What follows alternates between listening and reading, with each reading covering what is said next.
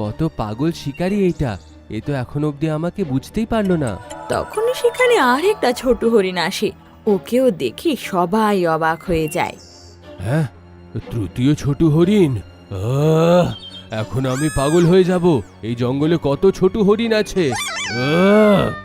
ওকে এভাবে চেঁচাতে চিল্লাতে দেখে সব পশুরা খুব খুশি হয়, আর সবাই সেই পুকুর থেকে জল খেয়ে পিপাসা মেটায়। তুমি এটা ভালো করলে না। যদি ছোট হরিণ তিনটে আছে তাহলে আমি তিনজনকে মেরে ফেলবো। এটা বলে শিকারী যেই না বন্দুক চালাতে যাবে, অমনি ওর বন্দুক হাত থেকে ওপরে উড়তে লাগে। হ্যাঁ, এইটা কি হচ্ছে? তখনই নীল পরী সবার সামনে আসে, আর ওকে দেখে সবাই খুশি হয়। বদমাস শিকারী, তুই যাকে আগে ধরেছিলি সেই ছিল আসল ছোট হরিণ, আর পরের গুলো তো আমারই তৈরি করা জাদুর ছলনা।